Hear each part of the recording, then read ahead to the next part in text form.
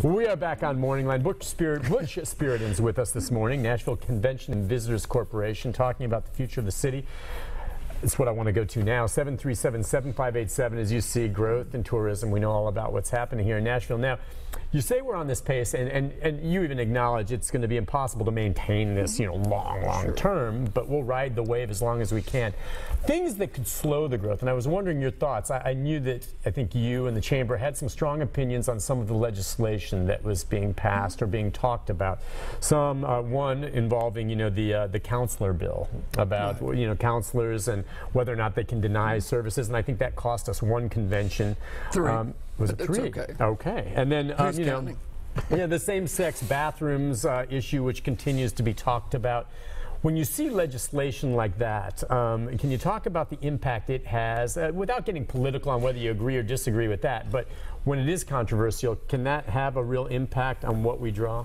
Oh, it absolutely has an impact, has had an impact. So we lost 3 definite pieces of business, but then there's a long list of groups that have taken us out of consideration. So you won't even know some that maybe would have had us on the list. And some we knew that we were already on the top 3 or 4 short list, and one we fought hard to keep, and they finally said, we got to eliminate you. Okay. So the impact's bigger than we'll ever know. And I guess for me, you try to stay out of the moral conversation. Is government doesn't have the right to get in the way of impacting your business. So for me, it's a business conversation that we're on a path, we're on a really nice growth spurt, unprecedented in the entire country. And why do you want to go get involved in things that will cost us business? Claim to be pro-business individuals, and we've got things like healthcare and transportation and schools that are should be of the utmost priority. Public safety, issues that government should address, and instead we're addressing their political little issues. Yeah, we're grandstanding. I don't know. There are folks like yourself in every state, in every major city. Have you had any conversations with any of your colleagues in North Carolina, which I know after they passed some of this stuff, of course we've seen the big profile, Bruce Springsteen wasn't going to go there and others, but that really seemed, and that's tied down a bit, but did you get any sense from some of the things they had passed there, of course, on the same-sex bathrooms and things like that, how bad it's affected that state? And any sense talking to them? We talk to them regularly. We've got evidence from all their lost business. They're continuing to lose business. They've taken a pretty big hit, Charlotte in particular. Yeah, which is similar in size to us, kind of, right? It's interesting, over the weekend as Trump named his vice presidential candidate. So Indiana passed a pretty onerous bill, and the business community reared up and raised holy hell, and in pretty quick order the legislature watered down what they had done, and the governor signed it. But the governor was a big advocate of let's do this, and it bit them hard and fast enough that they retracted pretty quick. And I mean, that's kind of evidence of both sides of the issue, but it's not going away. And but you have to explain to these folks, or you try, but they're like, well, it's out of your hands. You have to say, look, I'm not a lawmaker. I know this, Pat. What can you tell them? There's nothing you can do about it. You just try to explain what you've done, how you approach the kind of city Nashville is, and hope you can convince them to not punish us. But your point is, these conventions and these folks have options, okay? As great as Nashville is, there are plenty of other cities that are going to welcome them with open arms that have a lot of neat things to offer as well. So it's competitive as can be. It's on a daily basis. Okay. If a visitor goes to Orlando this year, they're not coming here. If a convention goes to Louisville next year, that means they're not coming here. So, and it may be 5 more years before you can go back after it. So you're highly competitive and hugely important to this city's economy and this state's economy. We represent 33% of the visitor spending in the state of Tennessee. 33, Nashville One county, Davidson County. Think about that. So we're an engine for the entire state. And why does the state want to screw with that? I don't. it doesn't make any sense. I remember you talking about it when it happened. You're like, leave it alone. God. Let's go to Jewel. Hi, Jewel. Good morning. Good morning. Top of the morning, Mr. Nick. How are you? Good, good, good. Nice to hear from you. Yeah, likewise. I wanted to give a holler there at Butch. Sure. Butch, I don't know if you remember me or not. I played down there at Tootsie's for years.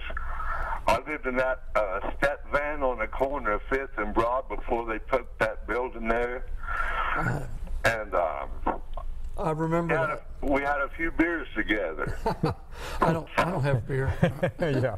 I do remember. How are you doing? I'll ask that. I'm doing real good. I broke a lot of guitar strings and eat a lot of cornbread and beans, and I got me a cabin out here in the wilds. I'm jealous. Yeah. Well, you ought to come out. I got deer out meandering and turkey and all kinds of critters to enjoy. You're living the dream. It's really nice. It's good to see you, pal. Thank you. You haven't changed a bit. Well, Nick was trying to tell me that. So You look exactly the same as he really does. Well, so do you get into the city much anymore, Jewel? And I mean, what's your take on what we're talking about here? Well, I used to go to Harlan Howard's birthday parties there in September on the BMI parking lot. And he often said it all begins with a song. And Butch and I had discussed this once, but we didn't get too far with it.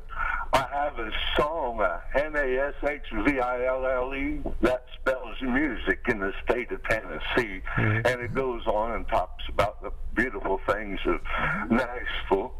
But what I wanted to do is put this, maybe send you a copy, and I wouldn't want no royalties, just credit for writing it, and put all the monies towards like helping out the schools and the underprivileged and our police department. Maybe they need night vision goggles, and them things ain't cheap. No, they're not. And anyone who would buy a copy of the song would have the understanding that they're donating toward the upkeep of our beautiful city, Nashville. So this is a song Jewel wrote, I guess, for branding of the Nashville city. Do we have a Nashville song?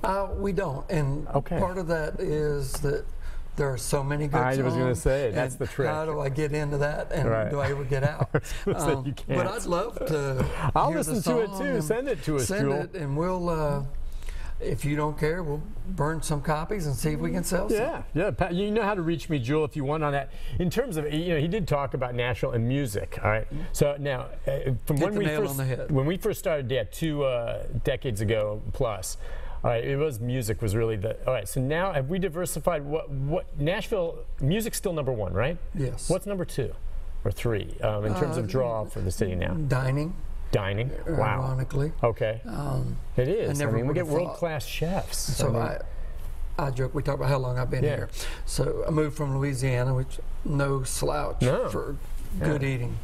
And maybe the first month I was here, one of the rankings came out in best of. And then best pizza was Pizza Hut. Best seafood was Red Lobster. And I went, oh my. And nothing against Pizza Hut and Red Lobster. No. But I know exactly what you're saying. It's like, wow, we've got some work to do. So to see where we are today with the options and meat and 3 and hot chicken's just as valuable as Rolf and Daughters and City House. Yeah, we've completely diversified is what it is. I know what you're talking about. But that was just a sign of the small. Those restaurants come in first, the ones, and they're fine. It's just now we've got all these, individual restaurants, privately owned. Music sits at the head of the table. Right. And the creative thread that runs through and out of music there's a direct tie to the dining and even the fashion scene, which is kind of on a huge uptick from recognizing Nashville. So if you'd ever asked anybody, would dining and fashion be in the conversation about Music City, nobody would have believed it. And it's working for us, but it all goes back to creativity, which all goes back to, for me, to the songwriter. Take a break on that note. Back with our final segment. More of your calls right after this. Stay with us.